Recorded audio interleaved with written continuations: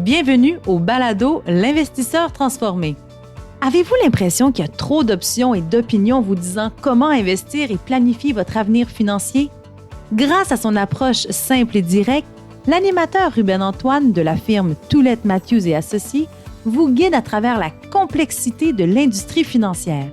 Les sujets abordés dans ce balado vont transformer votre expérience d'investissement et augmenter vos chances de devenir libre financièrement pour toujours. Bonne écoute! Ici l'animateur Ruben Antoine. Je suis très excité de vous retrouver encore une fois sur le podcast L'investisseur transformé. Aujourd'hui, nous avons un épisode spécial. Nous allons aborder les particularités financières et fiscales qui sont spécifiques aux médecins et professionnels de la santé. Là, vous vous demandez pourquoi on va parler de finances personnelles de médecins. Mais premièrement, nous travaillons avec beaucoup de médecins ici dans la firme Toulette Matthews et Associés. En général, nous remarquons que les médecins nous choisissent parce qu'ils apprécient notre philosophie d'investissement qui est basée sur la recherche empirique. Parce qu'étant des gens de science, nos clients médecins ils se sentent vraiment interpellés par cette approche scientifique de l'investissement. Mais la particularité des médecins, c'est qu'en plus de conseils en placement, ils ont une situation complexe. Ils ont besoin d'une planification financière et fiscale continue.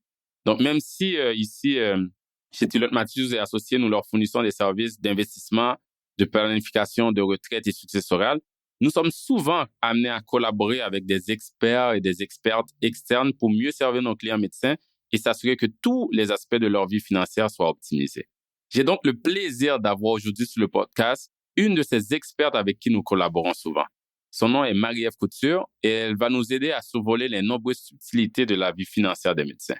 Marie-Ève Couture, elle a étudié en finance à l'Université de Sherbrooke et elle détient aussi le titre de planification financière. Donc, elle est planificatrice financière et elle pratique depuis 12 ans dans le bureau comptable à Montréal du nom de Paul Rio CPA Inc. qui dessert exclusivement des médecins. Paul Rio CPA Inc. offre des services de planification financière et fiscale, des services d'incorporation, de comptabilité personnelle et corporative pour les médecins résidents, en pratique et incorporés. Donc, dans l'épisode d'aujourd'hui, nous allons parler de plusieurs points cruciaux de finances personnelles pour les médecins. Cependant, étant donné que les défis et préoccupations financières sont différents dépendamment de où ils sont rendus dans leur carrière, nous allons premièrement commencer par discuter des finances et des subtilités pour les médecins en début de carrière.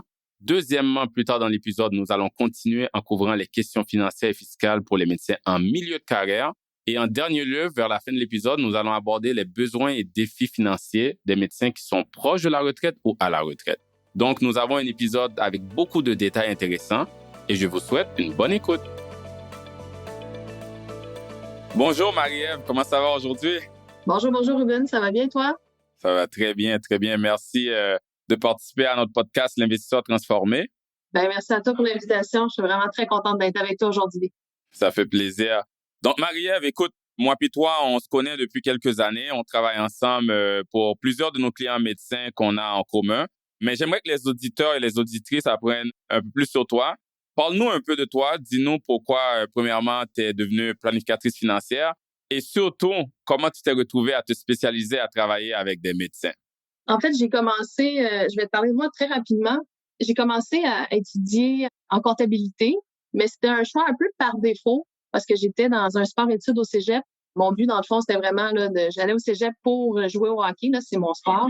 J'ai fait la comptabilité juste parce que c'était le choix rationnel, si on veut. Vraiment, c'est ça qui me gardait à l'école. Puis après ça, là, j'ai eu des offres pour aller jouer universitaire, soit aux États-Unis ou même dans le coin d'Ottawa. Là, j'ai quand même fait un choix rationnel, encore une fois, de dire, bon, visiblement, je gagnerai pas ma vie en jouant au hockey. Alors, j'ai décidé de, oui, effectivement, poursuivre à l'université, mais je me suis dirigée plus vers un profil finance. De là, j'ai fait mon titre en planification financière. La raison pour laquelle j'ai atterri avec une clientèle de médecins, c'est vraiment un concours de circonstances, en fait. Parce que quand j'ai terminé mes études, je suis partie en voyage 3 mois, je suis revenue.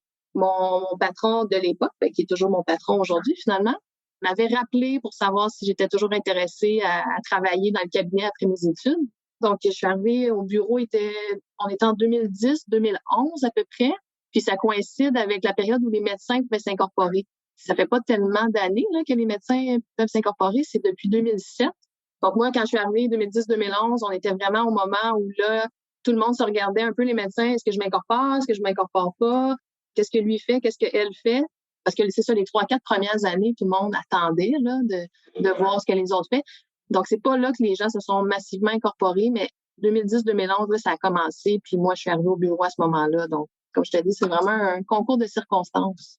Ah, ben c'est bien, t'es arrivé au bon moment. Il y a eu comme une opportunité qui s'est créée aussi dans le marché avec toute la nouvelle loi où ils peuvent s'incorporer. Combien de temps? Ça fait 12 ans que tu travailles? Oui, ça fait 12 ans maintenant, puis je suis vraiment très contente de travailler avec les médecins. C'est une super belle clientèle. Je me sens vraiment, vraiment privilégiée de travailler avec eux. OK. Ben merci beaucoup de nous donner un peu de détails sur toi. Je sais qu'il y en a plusieurs qui doivent se dire, écoute, les docteurs, les médecins, ils n'ont pas besoin d'aide parce qu'ils gagnent bien leur vie, mais la réalité, on le sait tous, il y en a beaucoup qui sont endettés à cause de leurs longues études. Leur situation financière, fiscale peuvent être complexes. Puis là, tu parlais tantôt de l'incorporation, de la façon qu'ils se font rémunérer. Donc, je suis sûr que tes clients médecins, ils apprécient beaucoup comment tu les guides et j'imagine que ça rend ton travail très gratifiant. Oui, ben c'est ça exactement. Puis, je veux dire, chacun son domaine. Les médecins, c'est des gens super intelligents, sont très bons dans leur domaine, mais ils ont besoin d'aide au niveau finance. Donc, on est là pour les aider. Puis, nous, on s'est vraiment spécialisé avec une clientèle de médecins. Donc, c'est ça, chacun son domaine. Exact, exact. J'ai une question pour toi. Tu parlais justement de chacun de leur domaine. Ils sont forts dans leur domaine, ils ont besoin d'aide dans leurs finances. Il y a un mythe qu'on dit que les docteurs sont pas très bons avec leurs finances personnelles. Qu'est-ce que tu penses de ça? Est-ce que c'est vrai? Il y a un peu de tout, hein. Il y en a qui ont vraiment aucun intérêt pour ça. Ils ont vraiment besoin d'aide. Il faut les prendre par la main. Puis, j'en ai d'autres qui sont un peu plus au fait là, des finances. Ils vont même faire leur placement eux-mêmes. C'est comme une tendance là, que je vois plus au niveau des jeunes médecins. Ils sont beaucoup plus Ils informés. lisent beaucoup. Ouais, ils lisent beaucoup. Ils sont très autodidactes par rapport à ça. Ils savent, ils se sont perdus par leurs futurs collègues. Ils vont faire beaucoup d'argent, tout ça. Donc, je dirais qu'il y a un peu des deux.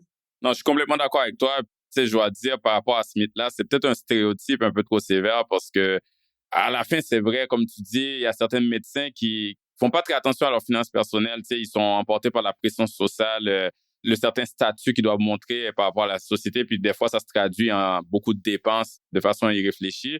Mais tu sais, il faut faire attention. Tu sais, ils sont des experts dans le domaine médical.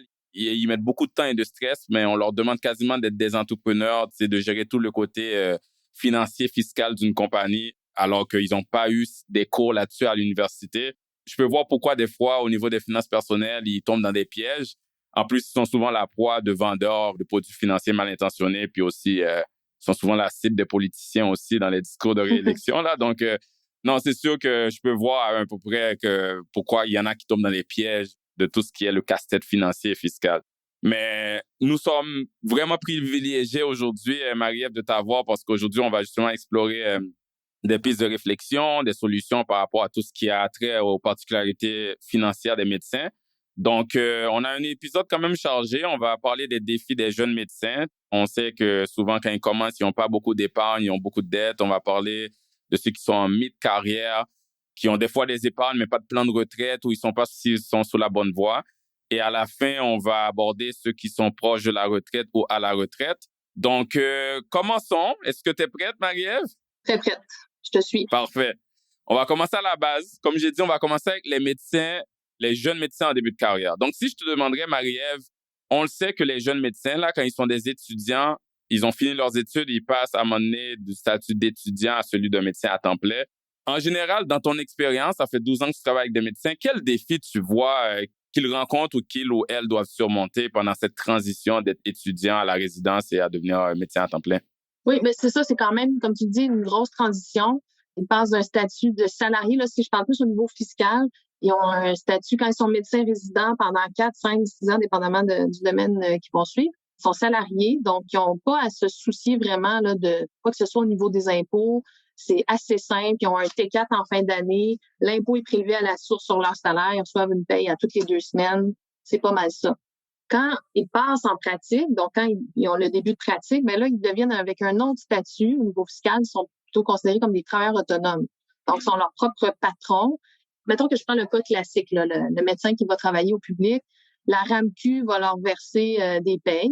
Et là-dessus, il n'y a aucun impôt qui est prélevé à la source. Donc, ils reçoivent 100% de leur paye.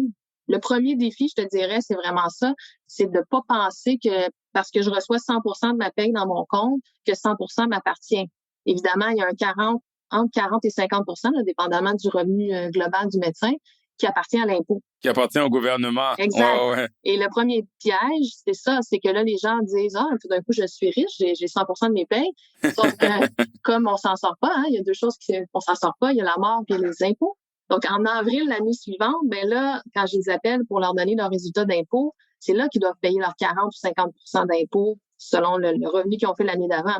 Donc, supposons qu'ils ont fait, je vais faire juste des chiffrons, supposons qu'ils ont fait 200 000 la première année. Le gouvernement n'a pas prélevé aucun impôt, le RAMQ non plus. L'année suivante, en avril, je les appelle, je leur donne une facture d'impôt d'à peu près 80-100 000. Si on l'a pas mis de côté, là, c'est une belle petite surprise. Exactement, mauvaise surprise. Le défi, je pense que c'est vraiment d'être conscient de ça. Je propose peut-être de parler des acomptes provisionnels parce que justement, éventuellement, le gouvernement va comprendre là, que le médecin il a fini sa transition de résident à statut travailleur autonome. Donc, éventuellement, à l'année 3 et 4, ils vont lui demander des acomptes provisionnels au médecin. Pour ceux qui sont pas familiers avec ce terme-là, c'est quoi des acomptes provisionnels? Ben, c'est une façon de payer ses impôts de façon trimestrielle, essentiellement. Donc, il y a 4 dates à se souvenir. Puis les médecins, dans le fond, ils vont avoir ces 4 dates-là jusqu'à leur mort, pratiquement, à se souvenir. Donc, 15 mars, 15 juin, 15 septembre et 15 décembre. C'est des acomptes d'impôts, finalement, qu'on paye. Parce que, normalement, quand on était salarié, à toutes les payes, on avait l'impôt qui était envoyé au gouvernement.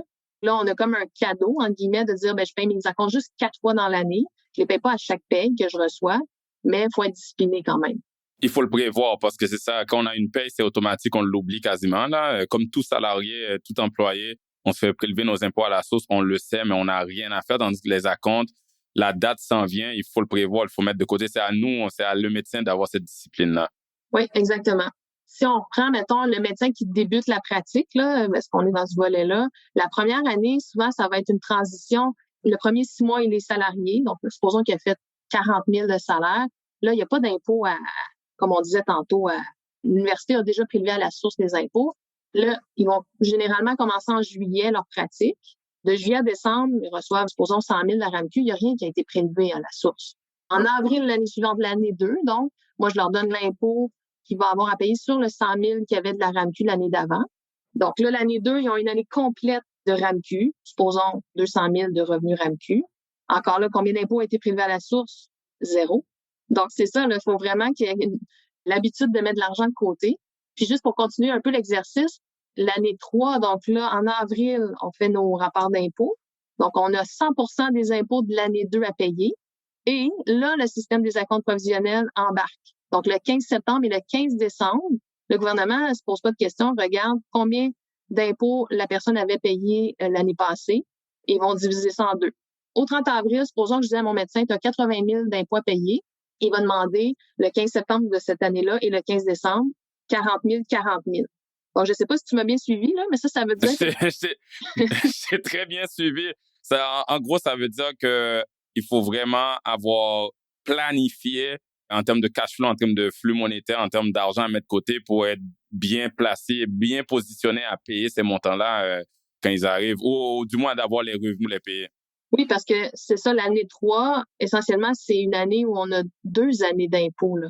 C'est vraiment l'année, j'essaie pas de faire peur, là, c'est juste pour faire prendre conscience aux gens que faut pas se mettre la tête dans le sable. Donc, l'année 3, c'est ça, c'est 2 années d'impôts en une. Puis là, finalement, l'année 4, là, on revient vraiment sur une base plus régulière avec les 4 acomptes, 15 mars, 15 juin, 15 septembre, 15 décembre. Donc là, normalement, si, mettons, le revenu était stable, on n'aurait pas d'impôt au 30 avril à payer. Puis les acomptes du 15 mars, 15 juin, 15 septembre, 15 décembre ont été suffisants pour payer l'impôt de cette année-là. En gros, là, le défi, pour répondre à la question, le défi auquel tu fais référence, c'est vraiment le côté de la gestion des finances, la gestion de l'argent à mettre de côté pour s'assurer d'être bien positionné pour payer ces impôts et ces acomptes-là. Donc ça, c'est un défi qu'on voit quand il y a une transition d'étudiant à médecin à temps plein. Est-ce qu'il y a d'autres défis quand on parle de, tu sais, là, ils commencent à travailler dépenses professionnelles, quoi que ce soit. Là, je sais que des fois, par exemple, ils deviennent des travailleurs autonomes, comme tu dis. Donc, si ils doivent se déplacer en auto, est-ce qu'ils doivent s'assurer d'avoir toutes leurs dépenses, des affaires que les gens doivent faire le suivi de leur kilométrage, quoi que ce soit. Est-ce qu'il y a d'autres choses à penser par rapport à ça? J'imagine devenir travailleur autonome, c'est complètement différent qu'être un salarié, en fait. Oui, tout à fait. Donc là, dans les avantages de travailleur autonome, comme tu le mentionnes, c'est des dépenses professionnelles. Quand on est salarié, essentiellement, on peut pas déduire de dépenses. Quand on est travailleur autonome, mais là, on peut avoir un classement. L'idéal, c'est d'avoir un certain classement, que ce soit papier ou numérique, pour les dépenses encourues dans le but de gagner notre revenu de médecin. Ça, c'est toujours la règle générale, là. Je parle pas des vêtements, je parle pas des dépenses personnelles. Je parle vraiment des dépenses, par exemple, des cotisations professionnelles, l'assurance responsabilité, les congrès, le cellulaire, l'Internet. Je n'aimerais pas toutes les dépenses, mais l'idée, c'est d'avoir un système, de mettre en place, chacun a un peu sa méthode. Là, j'en ai qui m'envoient des liens Dropbox, il y en a, chacun a sa méthode. L'important, c'est de s'y retrouver. Puis c'est vraiment un élément important parce que les dépenses professionnelles, en moyenne, c'est environ 30 000 $ par année, là, quand on fait l'accumulation là, de toutes nos dépenses. Comme les médecins sont beaucoup imposés, autour de 50-53%, même au-delà de 215 000 imposables, chaque dollar de dépense vaut cher en termes d'économie d'impôts, là. Donc, les gens, le conseil que je donnerais aux médecins en début de carrière, c'est de se mettre du temps, finalement, dans le classement des documents. C'est un investissement de temps, mais c'est aussi un investissement d'argent. Exact. Tu sais, je sais que j'ai certains clients médecins qui travaillent dans plusieurs cliniques, plusieurs hôpitaux. Juste le fait qu'ils se déplacent, ça serait de bien documenter leurs dépenses d'auto, par exemple, de kilométrage. Des fois, les gens, ils ont des dépenses comme l'assurance responsabilité. Ils ont des dépenses qu'ils savent c'est quoi, là, mais il y en a d'autres qui doivent faire un peu plus de travail pour avoir un certain système de suivi, mais ça paye à la fin, comme tu dis, au niveau fiscal, d'avoir cette dépense-là. Moi, de mon côté, je vais juste rajouter quelque chose du côté investissement, là, parce qu'on parle de pièges pour les jeunes médecins. Ce que je vois souvent du côté des placements, c'est qu'on le sait, là, tu le disais plus tôt, Marie-Ève, les docteurs sont des gens vraiment intelligents. Tu sais, ils peuvent analyser une situation pour arriver à une conclusion, là, quand on pense à poser un bon diagnostic, par exemple, à un patient quelconque. Mais souvent, certains d'entre eux, ils ont la même logique par rapport à l'investissement. Ils se disent, je peux analyser des compagnies pour faire le bon investissement. Et ça peut arriver que ça peut amener à un piège où ils ont des portefeuilles trop concentrés ou mal diversifiés. Tu sais. Donc, il faut faire attention de ce côté-là. Puis là, on va continuer, Marie-Ève, du côté des jeunes médecins. On va continuer un peu à explorer les obstacles ou les défis qu'ils doivent surmonter ou du moins les pièges qu'ils doivent éviter. On le sait, Marie-Ève, plusieurs jeunes médecins, ils vivent ce qu'on appelle une gratification différée durant leurs études. Ça veut dire qu'ils ont des études qui prennent beaucoup de leur temps. Ils étudient souvent plus longtemps que la moyenne des gens qui sont dans d'autres domaines.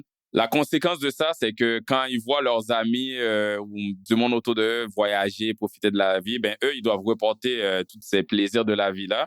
Ce que ça fait, c'est qu'ils achètent souvent leur maison ou leurs autos un peu plus tard.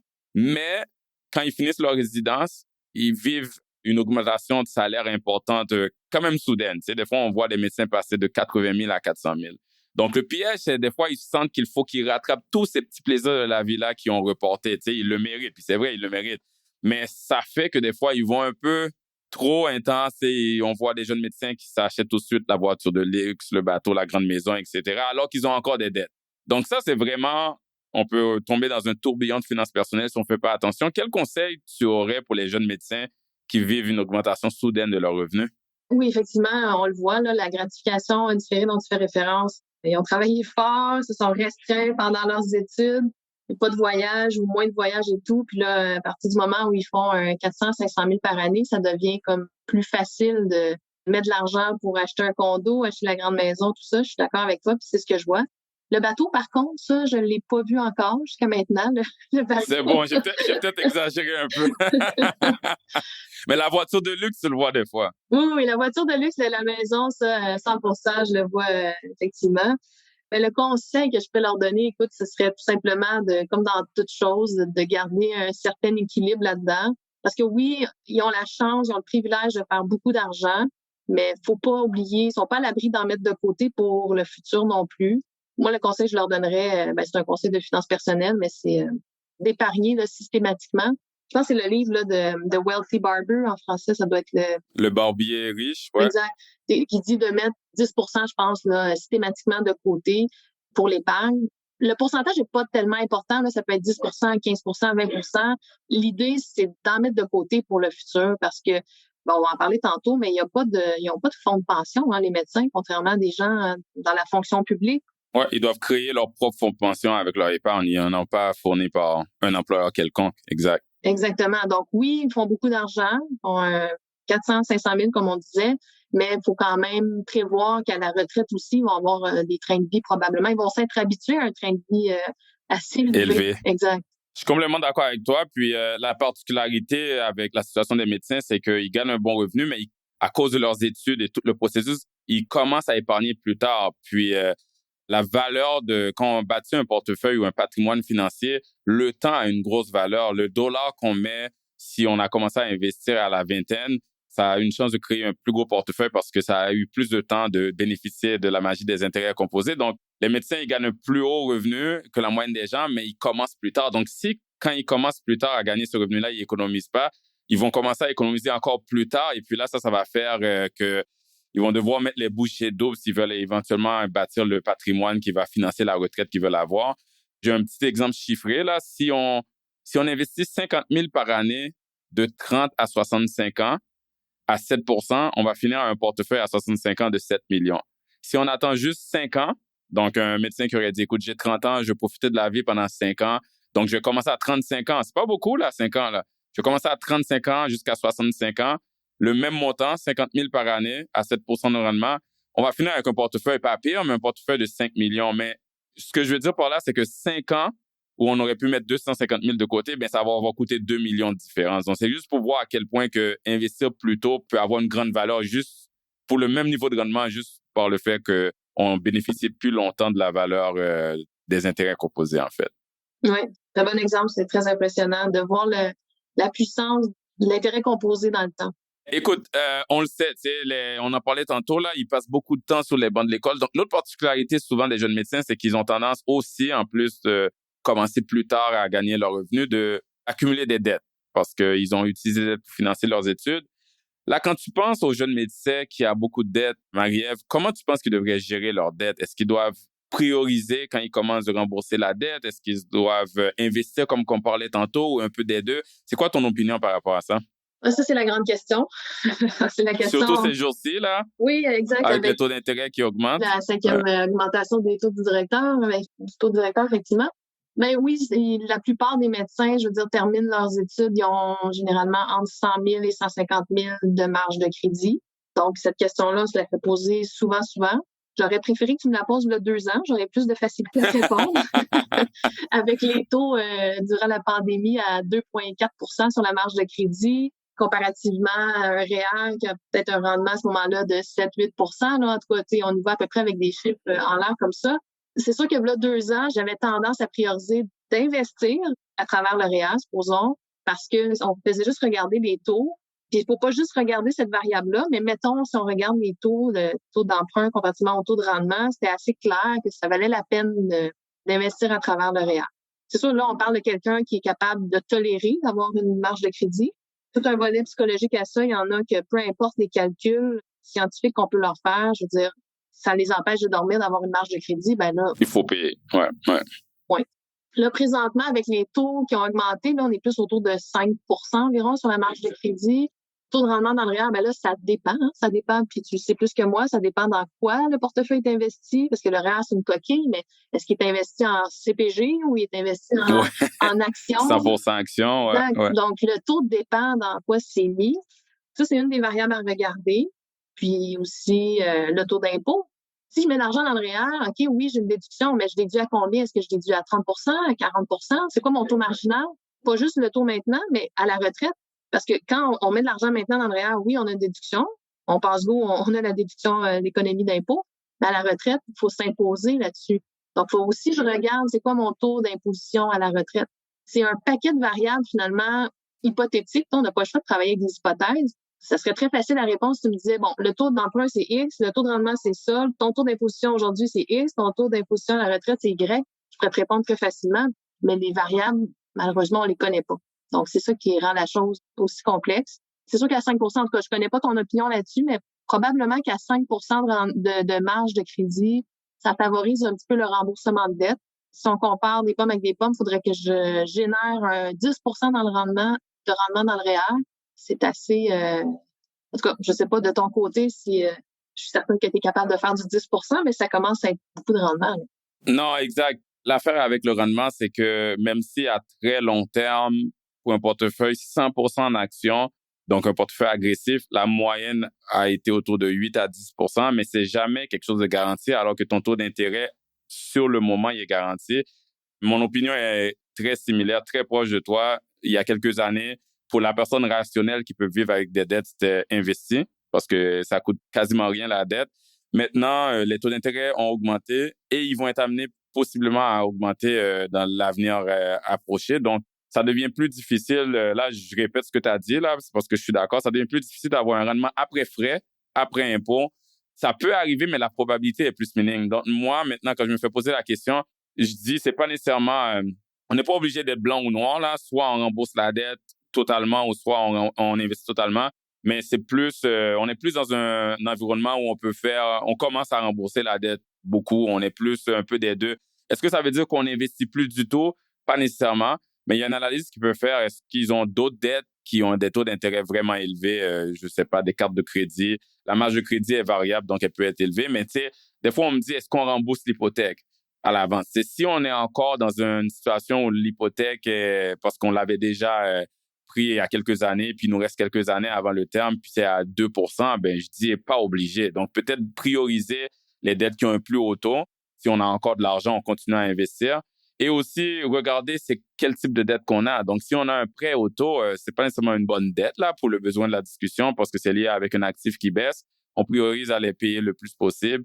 Mais si on a une autre dette où l'intérêt est déductible, par exemple, on a utilisé une dette pour un duplex, on a utilisé une dette pour faire un placement, ben l'intérêt est déductible. Donc, cette dette-là, même si elle est à 5%, elle est vraiment à la moitié. Donc, on n'est pas obligé de les prioriser. Donc, je suis d'accord avec toi. Il faut faire une analyse complète. C'est plus blanc et noir comme avant, où on dirait juste investir, mais ça ne veut pas dire non plus qu'on doit arrêter d'investir, dépendant de la situation ou la structure de dette de cette personne-là. Donc, je pense que on va passer à l'assurance maintenant. Je voulais avoir, en tant que planificatrice financière, quelle est ton opinion sur l'assurance en général pour les médecins et quelle protection que les médecins devraient-ils prioriser selon toi, Marie-Ève? Premièrement, je veux juste spécifier que je ne suis pas une experte en assurance. Tu l'es plus que moi, je pense. Non. Non, mais vraiment, c'est une des 7 volets de la planification financière. Il y en a qui se spécialisent là-dedans, ce qui n'est pas du tout mon cas. Donc, je me pose pas du tout en expert. Mais évidemment, on se fait poser des questions presque à tous les jours sur les assurances. Ce que je peux te dire, c'est que l'assurance, surtout comme pour les jeunes médecins, c'est l'assurance invalidité. Ça, c'est, comme on dit, c'est un no-brainer. Parce que, dans le fond, ce que j'ai compris, moi, quand j'étais à l'école, les cours d'assurance, il faut, à la base, avoir un besoin d'assurance. Exact. Un risque à protéger, en fait. Et voilà, un risque. Et le plus grand risque pour un médecin, quand tu vas faire 400, 500 000 par année, le plus grand risque, à mon avis, c'est de perdre ce revenu-là. Donc, l'assurance invalidité, ça permet de remplacer un revenu advenant une invalidité. Alors, ça, c'est sûr. Et tous les médecins ont des assurances invalidité. Je pense que ça, il y a un consensus à ce niveau-là. Après ça, ben là, ça dépend des besoins. Assurance vie, c'est généralement en plus quand on a des gens qui dépendent de nous, si on a des enfants. L'assurance principalement qu'on voit, c'est ça, c'est l'assurance invalidité, parfois l'assurance vie, mais tout ça, ça se fait graduellement. On y va par étapes. On n'a pas besoin d'avoir les 4-5 assurances là, jour 1. C'est ça. J'imagine qu'on va parler peut-être un petit peu plus d'assurance vie éventuellement. Non, exactement. Moi aussi, c'est ça que je vois. Quand tu parles du plus grand risque, j'utilise toujours l'exemple du capital. Tu sais, quand on est jeune, puis ça, c'est tout le monde, là. Quand on est jeune, notre plus grand capital, parce qu'on n'a pas encore des gros portefeuilles, on commence à épargner. Notre plus grand capital, c'est nous, ce qu'on appelle le capital humain. C'est toutes nos études, toute notre capacité à générer des revenus. Et puis, plus qu'on vieillit, notre capital humain diminue parce qu'à un moment donné, on va moins travailler, on va prendre notre retraite, mais on veut que le capital financier augmente. Donc, nos placements pour remplacer ce capital-là. Donc, en étant jeune professionnel, incluant les médecins, le capital qu'il faut protéger, c'est le capital humain, d'où l'assurance invalidité. Complètement d'accord avec toi là-dessus. Puis je tiens à dire, là, on parle d'assurance. Moi aussi, je suis pas un expert d'assurance. Avertissement, j'ai pas une licence d'assurance. Donc, tout ce que je vais dire, c'est pour fin d'éducation. Mais une erreur que je vois souvent, que je peux me permettre de dire en parlant avec des experts en assurance, c'est que souvent, les médecins, je le disais plus tôt, ils sont souvent en proie de personnes qui veulent les vendre quelque chose. On voit souvent des médecins souscrire à une assurance vie permanente trop tôt dans leur vie, qu'on parle d'assurance vie entière ou d'assurance universelle. Puis ça, c'est des assurances qui coûtent vraiment cher. Puis des fois, le besoin, tu disais tantôt, là, l'assurance, à la base, ça doit couvrir un besoin, là, un risque. Mais souvent, ils se font vendre ces assurances-là comme si il y a un besoin fiscal, alors qu'ils n'ont pas nécessairement besoin de ça tout de suite dans leur vie. La majorité des jeunes médecins qui ont des enfants, l'assurance vie temporaire pourrait être la bonne assurance. Donc, il faut juste faire attention là quand des conseillers en assurance les vendent une assurance permanente comme si c'est un bon investissement ou une stratégie fiscale. ça coûte cher, les primes sont élevées, puis si on arrête de les payer à un moment donné, on perd l'assurance. Généralement, c'est pour plus tard sur cette assurance-là qu'on commence à avoir des besoins de planification successorale, puis on a déjà accumulé un patrimoine financier. Donc, je voulais juste donner cet avertissement-là parce qu'une fois qu'on est dedans, des fois, c'est difficile d'en sortir de ces assurances-là. Je me rallie à toi là-dessus, Ruben, parce que souvent, c'est des très bons produits d'assurance là, que je vois, sauf que c'est trop tôt en début de carrière qu'ils se font vendre, entre guillemets. Il y a beaucoup de marketing associé à ça, là, parce que moi, j'ai des fois, je reçois le pitch de vente là, du conseiller en assurance, puis c'est pas que c'est un mauvais produit à la base, c'est juste que le médecin a même pas encore établi la base de la pyramide, là. On n'a même pas encore le REER, on n'a même pas, mettons, la compagnie. Et moi, je vois ça, les produits d'assurance, supposons l'assurance vie permanente là, ou universelle, je vois ça comme plus vers le haut de la pyramide. Donc, quand on a tout sécurisé le bas, l'assurance maladie grave, même chose. Puis tu le mentionnais, c'est des primes assez importantes. Là. C'est pas rare de voir des 30-35 000 par année. Puis ça, c'est un contrat de mariage pratiquement avec l'assureur. Là. Pendant 15 ans, on doit payer la prime. Donc, avant de s'embarquer là-dedans, oui, on va éventuellement attaquer ça probablement parce que c'est des beaux produits. Puis c'est juste pour sécuriser la base de la pyramide avant d'embarquer là-dedans. Ouais, c'est une question d'étape par étape. C'est exactement ça. Puis une chose que beaucoup de personnes ne savent pas, c'est que si tu prends une assurance vie temporaire, la majorité de ces assurances-là peuvent être converties en une permanente plus tard. Puis quand c'est le temps de regarder ça, en tout cas, juste un petit point là-dessus. Je continue d'avoir ton opinion sur le domaine de l'assurance. Est-ce que tu penses que l'assurance devrait être détenue personnellement ou dans la compagnie? Si on commence avec l'assurance invalidité, on garde ça personnel parce que, advenant une invalidité, les prestations ne sont pas imposables. Donc, on veut garder le principe là, que si on est invalide, d'avoir les prestations non imposables. Donc, ça resterait plus au niveau personnel. Si on parle d'assurance vie puis qu'on est incorporé, généralement, on va prendre l'assurance vie à travers la compagnie. Il y a un léger avantage. Là. En 2016 ou avant, là, on avait une stratégie qu'on pouvait transférer notre contrat d'assurance vie personnelle à notre compagnie. Là, ils sont mieux limités, ce genre de règles-là. Supposons qu'on souscrit un nouveau contrat d'assurance à travers notre compagnie, ça peut être intéressant. Quoique la prime d'assurance vie n'est pas plus déductible des impôts de la compagnie, contrairement aux dépenses que je mentionnais tantôt, comme l'assurance responsabilité ou les autres dépenses professionnelles. Mais ça permet de payer la prime après avoir payé seulement 20 % d'impôts, là, qui est le taux dans la compagnie.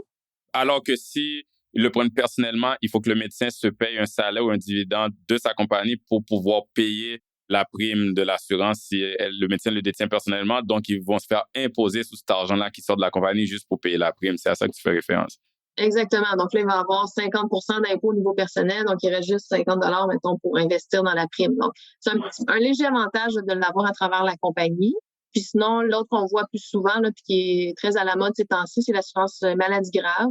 Encore là, si on a une compagnie, c'est préférable de prendre la prime à travers, dans le fond, que la compagnie soit le propriétaire et le bénéficiaire. Puis il y a souvent un avenant, là, remboursement de prime, en tout cas, j'embarquais pas trop là-dedans, mais souvent, c'est une combinaison. La compagnie paye un pourcentage, supposons 2/3 de la prime, puis au personnel, il y a un tiers qui est payé. Donc, c'est comme une combinaison des deux. Puis il y a comme une stratégie fiscale qu'on va pas s'embarquer là-dedans, là, de recevoir la prestation personnellement. Mais bref, l'important, c'est que les médecins savent qu'il y a différentes stratégies qui peuvent être faites avec l'assurance par rapport à où c'est détenu pour avoir un léger avantage, un léger ou un bon avantage fiscal. On parle de compagnie, Marie-Ève. Est-ce que les médecins devraient toujours s'incorporer?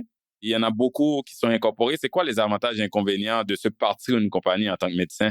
Est-ce qu'ils devraient toujours s'incorporer? La réponse est toujours non. Bon, j'ai pas les dernières statistiques du Collège des médecins, là, mais environ, là, c'est peut-être 2 médecins sur 3 qui sont incorporés au Québec. Il y a quand même une forte majorité, là. Et la raison pour laquelle il y a autant de médecins incorporés, c'est qu'il y a clairement des avantages. Le principal avantage, c'est que c'est un report d'impôts. Supposons le médecin fait 500 000 là, toujours de revenus. Il n'y a pas besoin de tout cet argent-là pour payer les dépenses familiales, payer son hypothèque, payer l'épicerie, payer les frais de garde, etc. Donc, si, en faisant le calcul, on arrive à la conclusion qu'il est capable d'épargner un certain montant par année, et là, le calcul scientifique, je l'épargne, mais on établit que c'est environ 40 à 50 000 par année d'épargne dans la compagnie qui justifie le fait de s'incorporer. Donc, c'est sûr, si le médecin donc, autrement dit, c'est pas le revenu qui détermine si oui ou non on s'incorpore, là. On peut faire 200 000 de revenus, puis ça peut valoir la peine de s'incorporer, comme on peut faire un 800 000 de revenus, puis ça ne vaut pas la peine de s'incorporer. C'est pas le revenu qui détermine ça, c'est surtout la variable du coût de la vie. OK, donc si je comprends bien, si je fais 800 000 de revenus en tant que médecin, mais j'ai besoin de 800 000 pour vivre, donc je vais tout dépenser, là, le montant après impôt, quantitativement, du moins s'il n'y a pas grand avantage à s'incorporer parce que j'ai pas une portion que j'aurais gardée en épargne que je peux bénéficier du report d'impôt en le gardant dans une compagnie qui serait moins imposée que si je me le paye personnellement. Est-ce que j'ai bien compris? Oui, exactement. L'idée, c'est vraiment d'être capable d'épargner à travers la compagnie un certain montant annuellement dans le but de se créer son propre fonds de pension, si on veut. Dans le fond, la compagnie, ça devient le fonds de pension du médecin. La compagnie, c'est un taux fixe qu'elle paye, un taux d'impôt fixe. Contrairement au personnel où la table d'impôt, là, c'est des taux progressifs. Ça monte jusqu'à 53 %, là, le taux marginal, ouais. Donc, c'est graduel. Mettons, je prends une compagnie qui fait en bas de 500 000, là, le cas plus simple. C'est un taux à 20 quelques pourcents, mais supposons 20 là, d'impôt. Donc, c'est un taux fixe. Si on est capable, comme je dis, d'épargner le 50 000 par année, ça justifie. Donc, ça, c'est l'avantage d'être capable de reporter l'impôt à plus tard, parce que là, on va avoir un gros fonds de pension qui va s'être accumulé en prévision de la retraite. On parlera peut-être un peu tantôt là, du mode de décaissement à la retraite. Un autre avantage aussi que je trouve pas négligeable, c'est le fait d'avoir une structure.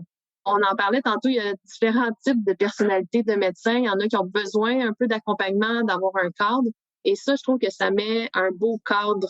C'est d'être plus conscient finalement de ce qui rentre dans le compte puis ce qui sort. Alors que si on n'est pas incorporé, c'est un peu, tout est noyé, c'est tout entremêlé, puis on n'a pas vraiment la notion de combien ça nous coûte vivre. Alors que la compagnie, on met un cadre, on a une structure, ça nous permet de voir, OK, il y a ça qui est rentré, il y a ça qui est sorti. Il y a certains médecins qui ont besoin de ça, à mon humble avis. Ça met un peu des petites lumières rouges, finalement, là, de, oups, OK, ce mois-ci, j'ai peut-être un petit peu trop dépensé.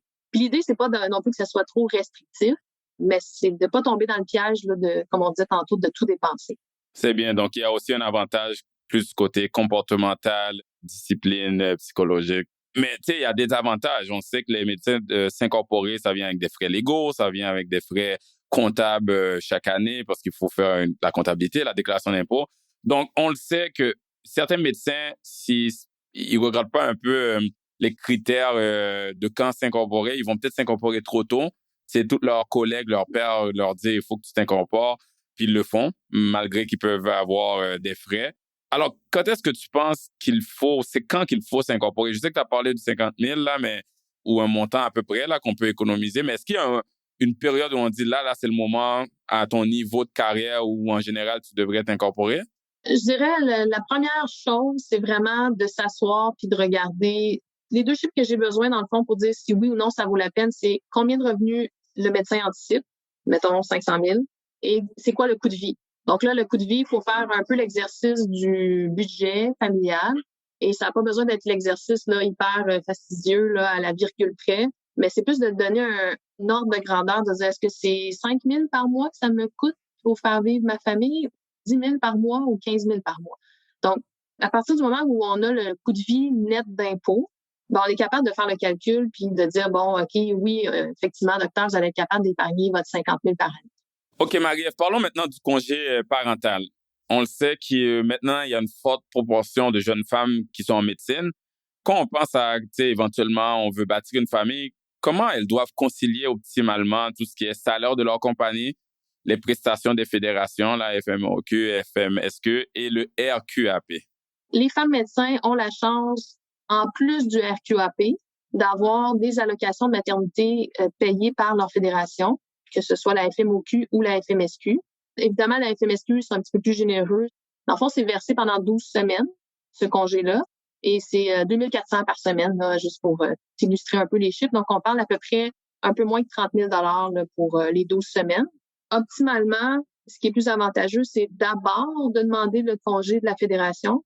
Pour les 12 premières semaines, c'est plus généreux que le RQAP. Donc, c'est 2 400, mettons, dans l'exemple de FMSQ, alors que pour le RQAP, c'est environ 1 000, 1 100 là, par semaine. En premier, on demande le congé des fédérations, puis par la suite, on complète avec le RQAP. OK. Puis certaines de mes clientes docteurs, donc des femmes en médecine, m'ont exprimé qu'elles ont dû reporter le projet d'avoir des enfants à environ 2-3 ans après le début de pratique et qu'elles s'incorporent plus tôt afin de pouvoir se payer un salaire pour avoir accès au RQAP. Est-ce que tu vois la même tendance de ton côté? Non, c'est ça. En fait, on n'a pas besoin d'être incorporé pour avoir le RQAP. Mais il faut avoir contribué dans le régime. Oui, tout à fait. Avec un salaire.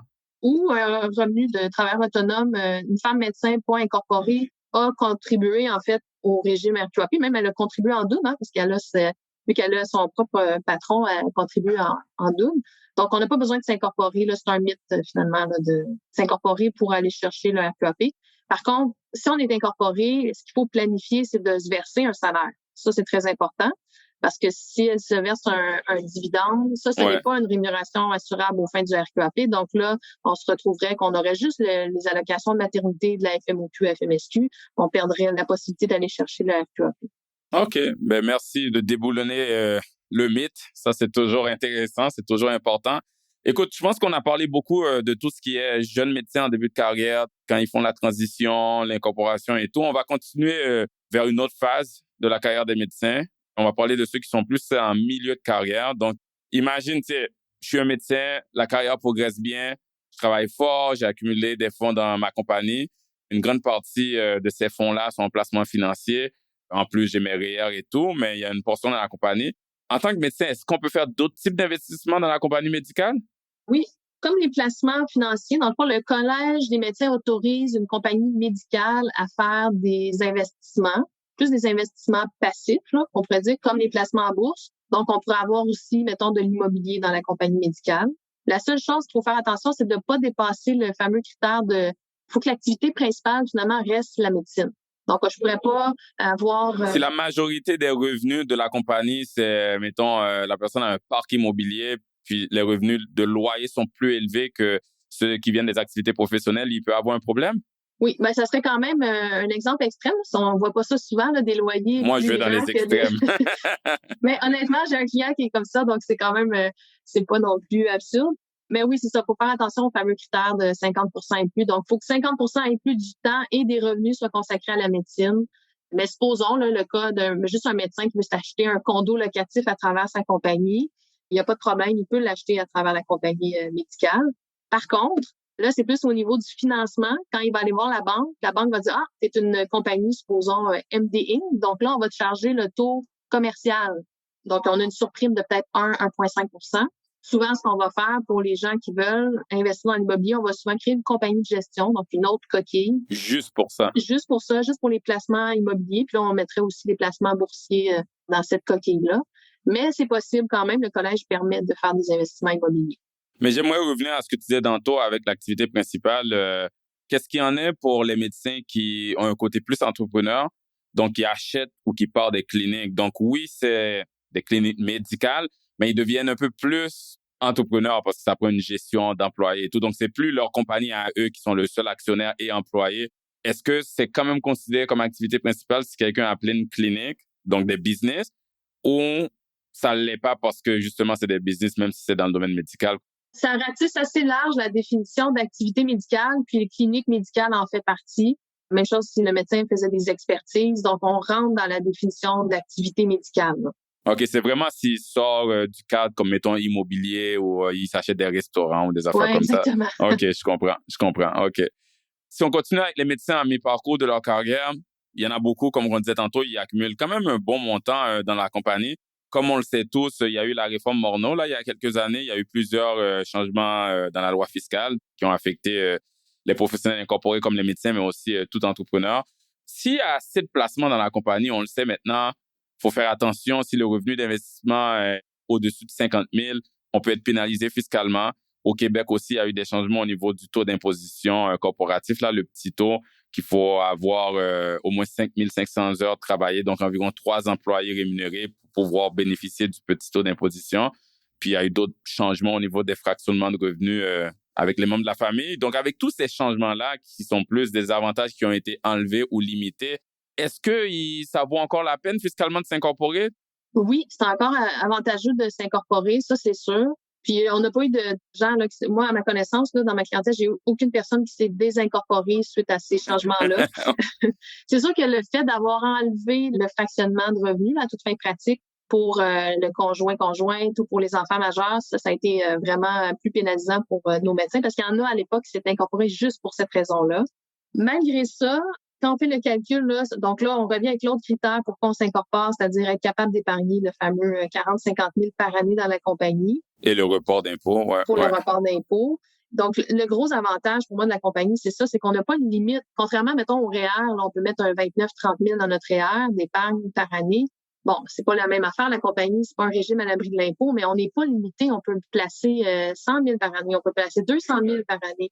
Donc, ça reste très avantageux, principalement pour l'épargne à travers la compagnie. OK. Donc, il reste encore certains avantages à s'incorporer. Puis, on va rester dans la fiscalité, Marie-Ève. La fameuse question que tout entrepreneur ou toute personne qui s'incorpore se posait et se pose encore des fois. Comment qu'on se paye? Est-ce qu'on se paye en salaire ou est-ce qu'on se paye en dividende? Là, je sais là que tu peux me donner une réponse à la comptable. Là, ça dépend. Il faut faire une analyse complète. Chaque personne est différente. Mais mettons, donne-nous une règle générale. Se payer en salaire ou dividende, quels sont les avantages ou inconvénients de chaque option? Ben non, je vais te donner une réponse pas comptable. C'est vraiment... Ah, c'est bon, j'aime ça. Depuis la réforme de notre fameux M. Morneau, je pense qu'il y a quand même un consensus dans le domaine là, que c'est préférable de se verser en salaire, là, de se rémunérer sous forme de salaire. À l'époque, nous, avant la réforme Morneau, tous nos clients se rémunéraient à dividende, sauf, mettons, les femmes médecins là, qui voulaient aller en congé maternité. Donc là, cette année-là, l'année avant, on mettait un salaire en place. Mais on a vraiment eu une grosse transition de tous nos clients qui étaient rémunérés sous forme de dividende à maintenant en salaire. La différence entre les deux, c'est que le salaire est déductible des revenus de la compagnie, comme les autres dépenses professionnelles. Donc, on a un revenu, on a toutes les dépenses. Au net, on paye notre 20 d'impôt. Alors que le dividende, lui, c'est une autre dynamique. Donc, on a le revenu, moins les dépenses professionnelles, on paye l'impôt. Puis ce qui reste, ben là, on verse les dividendes avec ça. Donc, c'est pas tout à fait la même mécanique. Bon, le salaire, si on regarde les différences, le salaire permet de créer de l'espace réel. Le fait d'avoir eu un salaire l'année d'avant permet de cotiser à Montréal l'année suivante. Il y a aussi toutes les charges sociales, là, la régie des rentes. Ouais, on parlait du RQAP tantôt aussi. Oui, ouais. Exact. Le RQAP, la régie des rentes. Puis ça, c'est quand même pas négligeable parce qu'on a encore là, on a un bénéfice à la retraite. Donc, on cotise. C'est sûr qu'on cotise en double. L'employeur, donc qui est notre compagnie médicale, mettons, elle cotise la moitié essentiellement des charges. Au personnel, on reçoit le salaire, on recotise l'autre moitié. Mais malgré ça, là, même si on isole ces charges sociales-là qu'on a dans le salaire et qu'on n'a pratiquement pas dans le dividende, même en faisant les calculs, quand on additionne l'impôt de la compagnie, l'impôt personnel dans les deux scénarios, si je me verse un salaire versus si je me verse un dividende, c'est de loin plus avantageux maintenant que les nouvelles règles. On parle d'une surimposition là, du côté du dividende qu'on n'avait pas avant. De l'ordre, bon là, ça varie, là, mais mettons juste pour donner un ordre de grandeur, de l'ordre de 6 à 7 %. OK, quand même. Donc, juste cette décision-là, c'est quand même très payant. Là. C'est un bon rendement, le 6-7 %. C'est un très bon rendement. Je te le confirme. Tu sais, on parle beaucoup de compagnies. Tu as mentionné de cotisation REER. Donc, on le sait, il y a comme différents de boîtes dans lesquelles un médecin peut épargner. Tu sais, la compagnie, le REER. Est-ce qu'il faut laisser l'argent dans la compagnie pour bénéficier du report d'impôt ou c'est plus bénéfique de retirer cet argent-là et cotiser au REER, maximiser au REER? Ou est-ce j'ai 50 000 là, où est-ce que c'est plus bénéfique que je l'épargne et que je l'investisse? Généralement, on va faire une combinaison des deux. On va placer l'argent dans la compagnie, toujours notre fameux 50 000 par année minimum, mais on est aussi capable de se verser, mettre l'argent dans les REER. Je veux juste mentionner avant là, que l'argent qui fructifie dans le REER est à l'abri de l'impôt, alors que dans la compagnie, l'argent n'est pas fructifié à l'abri de l'impôt. Donc, à chaque année, on doit s'imposer. Là, on a un portefeuille de placement, super. Vous autres faites des rendements là-dessus. Donc, la compagnie doit s'imposer sur... donc, c'est comme deux choses, là. Mais, comme je disais tantôt, le REER, on est limité à 30 000 à peu près par année. Et dans la compagnie, on n'a pas de limite. C'est quand même avantageux de profiter de l'abri fiscal du REER. Donc, en sortant de l'argent de la compagnie. Par contre, là, en sortant de l'argent de la compagnie, on doit s'imposer du côté personnel. Moi, ce que je fais souvent avec mes clients, c'est de dire, bon, on a un salaire pour les dépenses familiales. On essaie de mettre une structure en place parce qu'un des grands principes en fiscalité, c'est de niveler le plus possible le revenu dans le temps.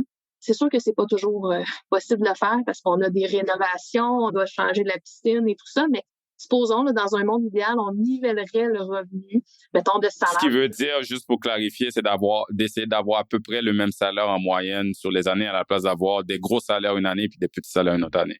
C'est ça, d'éviter les variations, là, de jouer au yo-yo d'une année, je me verse 50 000, l'autre année, je me verse 300 000 de salaire. Donc, mettons qu'on nivelle dans le temps, on dit, bon, 200 000 de salaire, là, le médecin, ça, c'est la moyenne là, de mes médecins.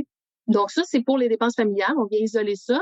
Mais pour cotiser au REER, parce que souvent, il en reste plus à la fin de l'année pour mettre dans les REER. Donc, ce que je fais comme stratégie avec mes clients, c'est qu'on dit, bon, La contribution REER, là, oublie ça, là, prends-le pas de ton REER, prends-le plutôt d'un dividende. Donc là, on va considérer un revenu en dividende de 30 000 et on a une déduction de 30 000 parce que l'argent va transiter dans le REER. C'est un revenu au niveau fiscal qui s'annule. Oui, il n'y a pas d'impact fiscal de ce côté-là parce qu'on s'impose, mais au contribuant REER, on annule cet impôt-là. Oui. Exact. Donc, ça permet de sortir un 30 000 de la compagnie sans impôt personnel, puis on profite du fait que l'argent fructifie à l'abri de l'impôt pendant 25-30 ans, dépendamment de l'âge du médecin. Exact. La seule chose que je vais rajouter là-dessus, c'est ce que j'appellerais le risque gouvernemental là, ou le risque réglementaire, là, quand on parle de est-ce qu'on laisse l'argent dans la compagnie ou est-ce qu'on le met dans le REER. Là. On le sait, les gouvernements, ils changent tout le temps, puis souvent, ils changent les dispositions des lois fiscales, comme qu'on a vu avec la réforme Morneau, on en parlait tantôt. C'est très commun, là, on le sait tous, quand les politiciens veulent se faire élire, ils font des discours, des promesses à la population. Ils ont tendance à aller après ou à cibler les gens qui ont un revenu élevé, les professionnels, les entrepreneurs, les corporations. Donc, il y a un risque, on l'a vu dans le passé, et il y a quand même un risque constant à garder beaucoup d'actifs dans une compagnie, car, comme j'ai dit tantôt, ça peut être la cible des politiciens. Pour cela, je pense qu'il y a une façon de mitiger ce risque-là. Là. C'est sûr que c'est limité en transférant le plus d'argent possible à l'extérieur de la corporation, surtout si on les met dans des comptes à fiscalité avantageuse comme le REER. Parce que quand tu y penses, il n'y aurait pas beaucoup de gouvernements qui changeraient la loi sur les REER et les avantages parce que là, ils se trouveraient avec des millions d'électeurs qui sont pas contents.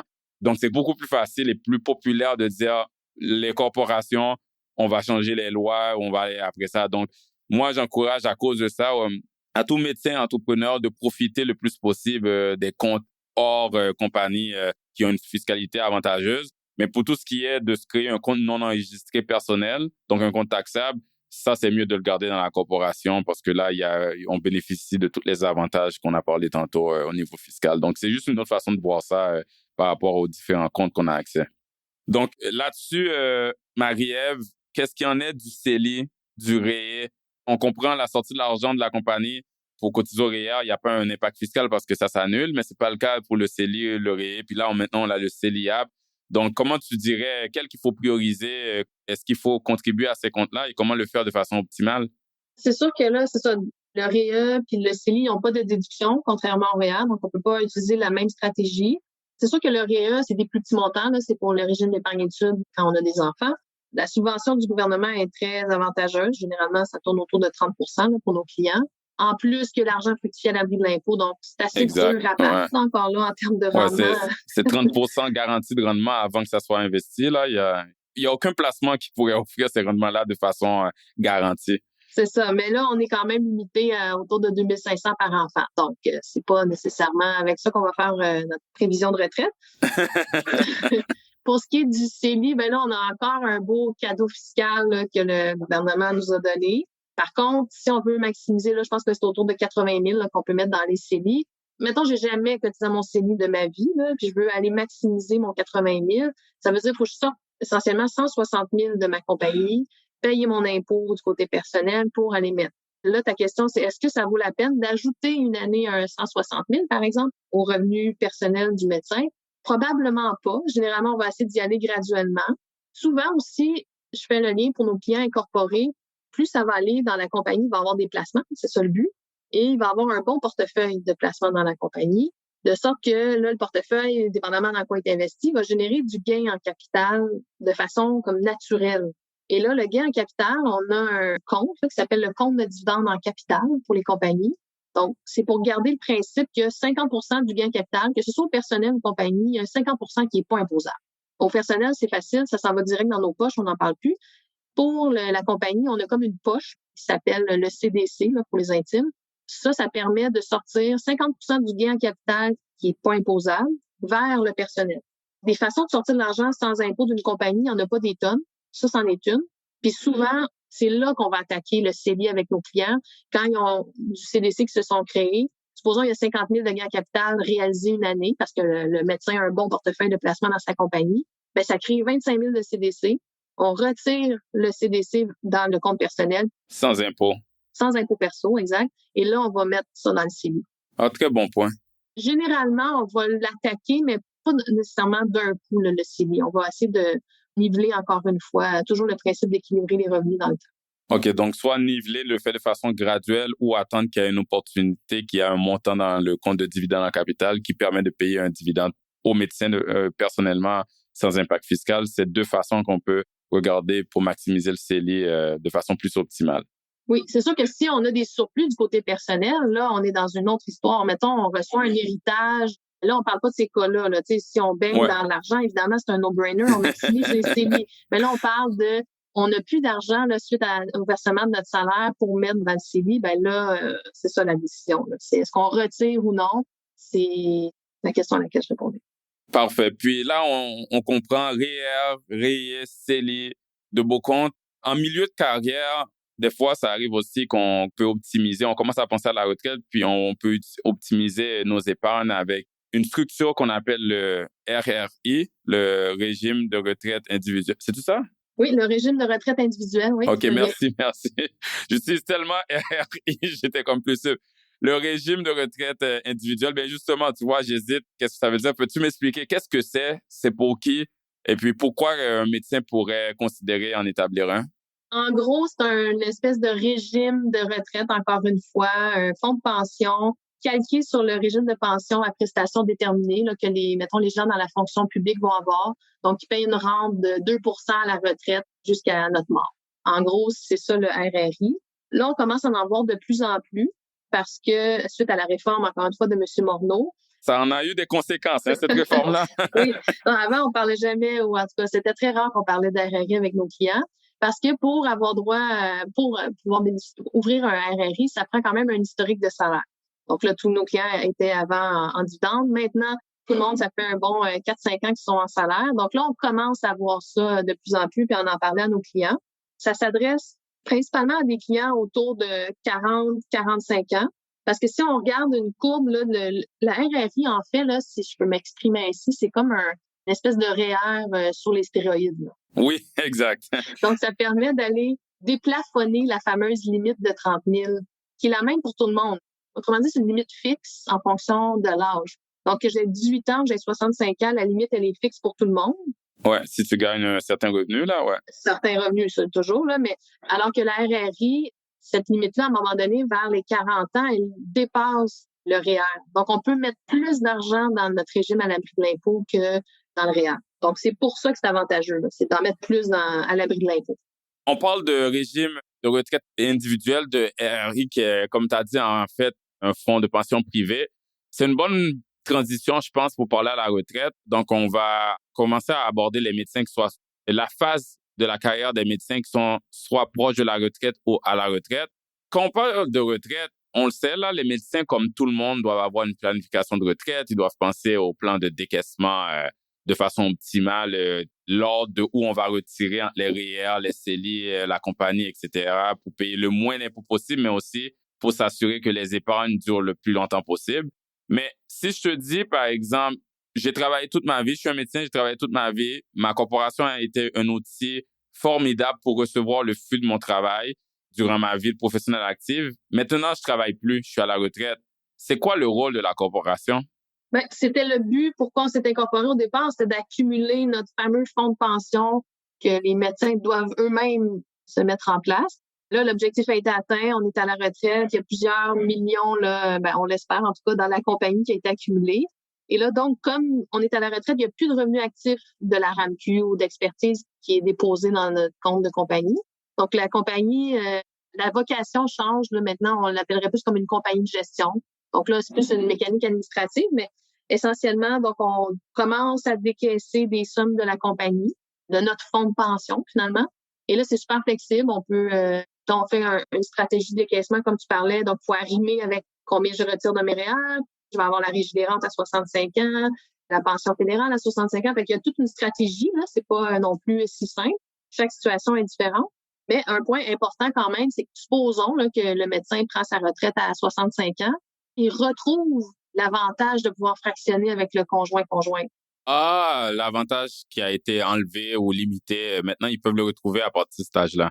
Exactement. Donc, la réforme de M. Morneau, il y a eu plusieurs versions, hein, mais version 1, il permettait pas ça, mais dans les autres versions, parce que ça fait couler beaucoup d'encre, ils ont permis finalement aux médecins, à l'âge du médecin, à partir de 65 ans, là, ils retrouvent ce droit-là. Donc là, on peut allègrement fractionner, comme dans le bon vieux temps, finalement, puis envoyer 100 000 au médecin, 100 000 au conjoint-conjointe. Donc là, on décaisse comme ça progressivement la compagnie jusqu'à temps qu'il n'y ait plus d'argent. Donc là, on est vraiment sous forme de dividende parce qu'il n'y a plus de revenus actifs. Donc là, le salaire ne servirait à rien. Le salaire, ça serait une déduction, on créerait une perte. Donc, rendu à la retraite, on a eu un changement de rémunération. C'est une décision annuelle, de toute façon, la rémunération. Donc là, on se rend dividende, puis on profite du fait qu'on a accumulé l'argent tout au long de la vie. Puis j'ajouterais un petit côté aussi psychologique. Des fois, il faut comme déprogrammer, entre guillemets, nos clients. Ah oui, qu'est-ce que tu veux dire par ça? Oui, parce que là, ils ont vu ça accumuler, on les a comme bien drillés là, à chaque année à en mettre de côté. Ils ont pris l'habitude d'en mettre de côté, ils voient le compte augmenter. Ils ont 2, 3, 4, 5 millions dans la compagnie. Et là, ils ont un petit malaise, on dirait, à décaisser. Donc, il faut pas oublier que l'objectif initial, c'était là, ça, là, d'accumuler dans le but un jour de... Ben, de profiter de nos efforts pendant toutes ces années. Puis, ce que tu viens de dire, je le vois en fait avec tous nos clients retraités, médecins ou non, là. Quand quelqu'un a passé 30 ans, 40 ans, en tout cas, toute une carrière à apprendre à épargner et à devenir un épargnant, là, ils doivent devenir un dépensier. Donc, c'est un peu à ce que tu fais référence. Puis là, de là, on parle... des fois, on a des clients, des fois, qui disent, t'es sûr que je peux m'acheter cette auto-là? On est comme, oui, t'es correct pour toujours. Et tu vas même en laisser pour tes enfants. Fais-toi plaisir. Tu sais, on doit leur motiver à utiliser, comme tu dis là, à profiter enfin de leur dur labeur. Donc, c'est pas toujours facile, mais c'est ça, là. C'est important. Oui, non, c'est ça. On dirait qu'ils s'autorisent pas parce qu'ils ont tellement travaillé fort pour accumuler ça. Là, c'est comme, à titre de planificateur financier, il faut comme je les incite, pas à dépenser, mais à s'autoriser à utiliser cet argent-là, là, pour lequel ils ont travaillé si fort. Ouais, surtout qu'on voit qu'on fait un plan de retraite, on voit que c'est durable, c'est viable, là, il faut le faire. Puis à ce niveau-là, quand les médecins sont un peu plus vieux, ils sont à la retraite, ils ont des enfants et des fois des petits-enfants, comme qu'on le dit, il y en a qui vont se faire plaisir, mais qui ont tellement bien optimisé leur situation, ils ont bien épargné, il va en rester plus tard pour la prochaine génération. Donc, quand on pense en termes de planification successorale, c'est quoi les considérations pour les médecins? En amont, c'est sûr que, bon, comme tout le monde, le testament, mandat en cas d'inaptitude, là, ça, qu'on soit médecin incorporé ou non, ça va pour tout le monde. Hein, donc, Exact. C'est le minimum, ouais. C'est le minimum, tout à fait. Sinon, pour un médecin incorporé, il y a un léger avantage là, qu'on fait là, de profiter de la compagnie. Ce qu'on appelle un dividende de succession. On déclare un fameux 40 000 au médecin. Donc, on a fait ça souvent dans le passé, là, en 2013, 2014, 2015, quand le client s'est incorporé. Donc, on a déclaré en son nom un 40 000 de dividende, mais on ne l'a pas versé. Donc, comme il est à payer, advenant un décès, ben là, il devient effectif et il serait versé au médecin finalement à la succession. Mais comme il était à payer, il y a un statut particulier, ce qu'on appelle un droits et biens. Donc, il s'en va dans la succession, mais dans un autre rapport d'impôt. Il y aurait 2 rapports d'impôt, mais là, la table d'impôt recommence à zéro, là, le compteur recommence à zéro. Donc, c'est comme une façon de sortir un 40 000 de dividendes presque sans impôt d'une compagnie en faisant cette stratégie-là. C'est sûr, c'est limité, là, on parle de 40 000. Petit avantage, petite planification qu'on fait avec nos clients. Sinon, il n'y a pas rien à planifier d'avance pour ce qui est du décès là, comme tel. Au décès, ben, comme tu sais, il y a une disposition réputée de tous nos biens, donc maison, REER, etc. Et évidemment, là, on parle de compagnie de médecins. Donc, la compagnie qui devient généralement leur plus gros actif, comme ça peut valoir plusieurs millions. Ça, le cas classique, c'est que les actions du médecin vont être roulées au médecin. Donc, il n'y aurait pas d'impact fiscal au premier décès, mettons. Vont être roulés au conjoint, tu veux dire? C'est ça. Donc, mettons, on va dire, on va prendre un monsieur médecin, il y a 3 millions d'accumulés dans sa compagnie. Monsieur décède. On va supposer que madame qui hérite de tous ses biens, mais elle va hériter de ses actions à lui. Donc, c'est elle, dorénavant, qui va avoir la compagnie, mais il n'y aurait pas d'impact fiscal à ce moment-là. OK, exact. Par contre, quand madame décéderait, mettons, supposons, on sait que les femmes, en général, vivent plus longtemps que les hommes. Donc, au deuxième décès, là, à madame, ben là, la compagnie a 3 millions d'accumulés. Et là, il faut faire attention parce qu'il y a comme 2 options. Soit que la compagnie, idéalement, là, si elle est bien conseillée, elle va liquider la compagnie dans la première année du décès. Ça, ce que ça va permettre de faire, c'est d'éviter une double imposition. On se trouverait à liquider la compagnie, donc ça se trouve être un dividende. Et là, on paierait, mettons, 45 % d'impôts à peu près. Sur le 3 millions, on paye 45 % d'impôts, puis la compagnie est liquidée. Donc, l'important, c'est de liquider dans les délais là, prévus, donc 1 an après le décès. des fois, les successions, là, ça peut prendre du temps à être réglé. Des fois, les bénéficiaires, il y a des petits problèmes, puis ça dépasse le 1 an. Qu'est-ce que ça peut causer fiscalement? Si on dépasse 1 an, donc là, on se trouve à avoir une double imposition. Premièrement, il y aurait ce fameux dividende de liquidation-là, mais aussi, le médecin, à la base, quand il a acheté ses actions, c'était symbolique. Il a acheté ses actions, ça valait 100 pièces ou 10 pièces, peu importe. Parce que là, les actions en valent 3 millions. Donc, il y aurait un gain en capital, je vais faire un chiffron, là, 3 millions moins 100 pièces, on va dire 3 millions. Donc, il y aurait un gain en capital de 3 millions au décès, si on n'a pas liquidé dans le fameux délai là, d'1 an. Donc là, on se parle de 25 d'imposition là-dessus. En plus qu'on a payé un 45 là, sur le dividende pour liquider la compagnie. Parce que la compagnie n'est toujours pas liquidée. Là. Il y a encore 3 millions dans le compte. Je vois ça souvent. Ben, dans le fond, la situation qui t'explique, c'est la même problématique que des entrepreneurs. Dans le fond, n'importe qui, comme les médecins qui ont une compagnie, peuvent être pris dedans. Là. Cette problématique, c'est cette double imposition-là. Juste pour le dire en d'autres mots, puis des fois, ça peut aller jusqu'à une triple imposition. Là. Quand quelqu'un décède, c'est assumé qu'il y a une disposition de tous ses biens. Donc, les actions de la compagnie, c'est comme s'ils ont été vendus, ont été disposés. Un impôt là-dessus. Après, le bénéficiaire veut se payer, sortir l'argent de la compagnie. Si c'est pas à l'intérieur des délais, ben, s'il y a des placements dans la compagnie, ils vendent les placements dans la compagnie. Donc, ça fait un autre impôt dans la compagnie, 2 impôts. Puis après, ils retirent l'argent, se payer un dividende, un 3e impôt. Donc, il peut avoir une double ou même une triple. Les médecins ont ce problème-là, comme les entrepreneurs. C'est quoi qu'ils peuvent faire? Est-ce qu'il y a des stratégies au décès pour essayer de mitiger tous ces impôts-là? C'est beaucoup d'impôts, là. Oui, ben c'est sûr que là, premièrement, rendu là, c'est bon de se faire conseiller par comptable et même probablement un avocat. Il y aurait une autre option qui est un petit peu plus agressive fiscalement parlant, un petit peu plus même, je dirais, sophistiquée. C'est la stratégie qu'on appelle le pipeline. Pour éviter de payer dans la stratégie numéro 1, là, qui était de liquider la compagnie puis payer 45 d'impôts, grosso modo, sur le dividende. La stratégie du pipeline, là, je l'expliquerai pas ici, là, on peut faire un podcast. Non, c'est un peu plus complexe, ouais. En gros, on finirait par payer 25 d'impôts. Le taux d'impôt sur un gain en capital seulement. Ouais. Donc, okay. On a comme une économie là, potentielle de 20 Donc, c'est quand même pas négligeable, mais c'est plus agressif fiscalement parlant. Ça implique au contraire d'étirer, là, de retirer, mais de façon étalée dans la compagnie. Il faut créer une autre compagnie en place. Tout ça, là. Il y a tout un procédé, mais ça existe. On peut transformer une imposition de 45 en 25 Donc, il y a des solutions qui existent. Je pense que la morale de l'histoire, là, c'est faites-vous conseiller. Exact. Parce que sinon, des fois, c'est mieux de payer un peu à un fiscaliste ou quoi que ce soit que comparativement au montant d'impôt potentiel qu'on paierait si on ne les fait pas comme il le faut. Qu'est-ce qu'il y en a de stratégies ou de structures un peu plus complexes qu'on voit du côté des entrepreneurs, comme le gel successoral ou d'établir une fiducie? Est-ce que les médecins doivent penser à ces stratégies-là aussi? Oui, c'est sûr que les médecins qui ont... Là, on parle de clients vraiment, je dirais, assez fortunés, qui ont accumulé plusieurs millions encore là dans leur compagnie et qui disent, bon, là, moi, j'en ai assez pour ma retraite. Là, moi, mettons, pour ma retraite, j'avais besoin de 3 millions, puis je suis rendue à 5 millions. On a fait des calculs avec un planificateur financier, puis on se rend compte que, regarde, 3 millions, j'en ai assez. La plus-value, je voudrais l'attribuer à mes enfants.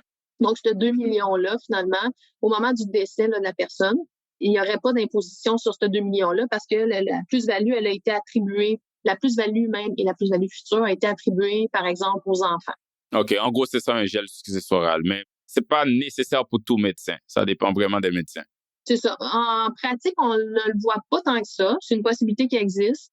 Puis, évidemment, c'est des discussions qu'on a à avoir avec nos clients. Il y en a qui ont des désirs de protéger leur enfant vraiment, là.